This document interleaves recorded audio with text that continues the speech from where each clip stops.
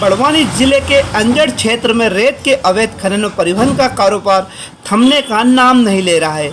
इसकी बानगी एक बार फिर बुधवार दोपहर अंजड़ थाना क्षेत्र में देखने को मिली। खनिज विभाग अधिकारी ने रेत का अवैध परिवहन करते हुए ट्रैक्टर को जब्त किया।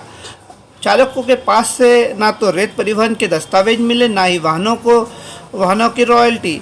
माइनिंग इंस्पेक्टर शांतिलाल नीनामा ने ट्रैक्टर ट्रॉली को जब्त कर अंजड़ थाने पर खड़ा कराया गया है। धनोरा गांव में बालू रेत परिवहन कर लेकर आ रहे एक रेत से भरे ट्रैक्टर को खनिज अधिकारियों ने रोका। जांच में चालकों के पास रेत परिवहन संबंधित दस्तावेज नहीं मिले। कागजात न मिलने पर खनिज इंस्पेक्टर ने रेत से भरे वाहनों को जब्त कर लिया। माइनिंग इंस्पेक्टर शांतिलाल नीनामा ने बताया, धनोरा गांव में रेत का अवैध परिवहन करने पर एक ट्रैक्टर को जब्त कर ड्राइवर विनोद पिता करण निवासी धनोरा पर कार्रवाई शुरू की। उक्त मामले में जांच की जा रही है।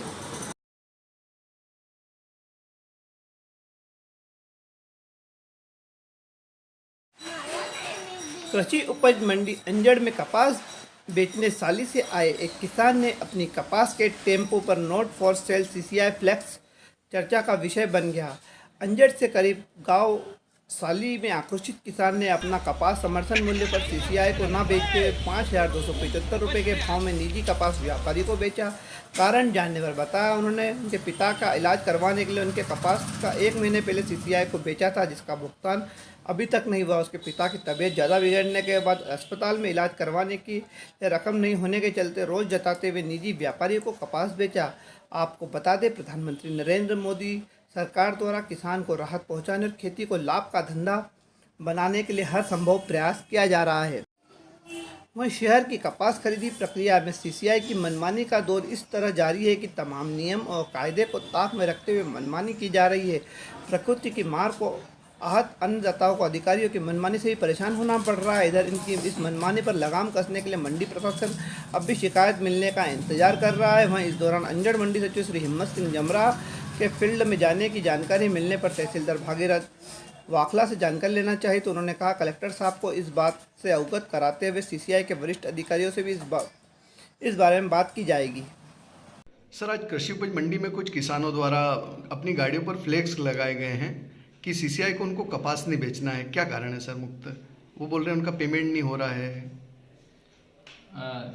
आपके द्वारा जो है मुझे संज्ञान में लाया गया है कि कुछ किसानों द्वारा जो है सीसीआई को कपास नहीं बेचना है। उसका मेन कारण ये है कि किसानों को थोड़ा पेमेंट जो है काफ़ी दिनों बाद डलता है और किसानों को त्वरित आवश्यकता रहती है।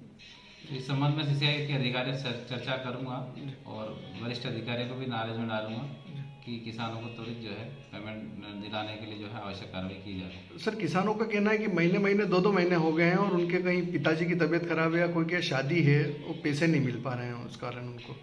इस संबंध में सीसीआई के अधिकारियों से चर्चा करेंगे और त्वरित जो है पेमेंट डलवाने की व्यवस्था करवाने के लिए जो है उनको आवश्यक निर्देश कलेक्टर साहब के माध्यम से दिलवाए जाएंगे। सर, कहीं ना कहीं ऐसा गदर का एक माहौल तैयार हो रहा है, उसमें कहीं ना कहीं ऐसा रोष किसानों के मन में उपज रहा है कि पैसे नहीं मिलेंगे, और जब किसानों के फायदे के लिए जब खरीदी हो रही है तो उसमें अधिकारियों की कहीं ना कहीं लापरवाही दिखाई दे रही है। सर, सीसीआई वालों की इसमें जो है सीसीआई के अधिकारी और जो मंडी प्रांगण में जो कपास खरीदी होती है त्वरित पेमेंट होना चाहिए किसानों को, ताकि वो उनकी ज़रूरत की आवश्यकता की जो चीज़ें हैं वो ले सकते हैं।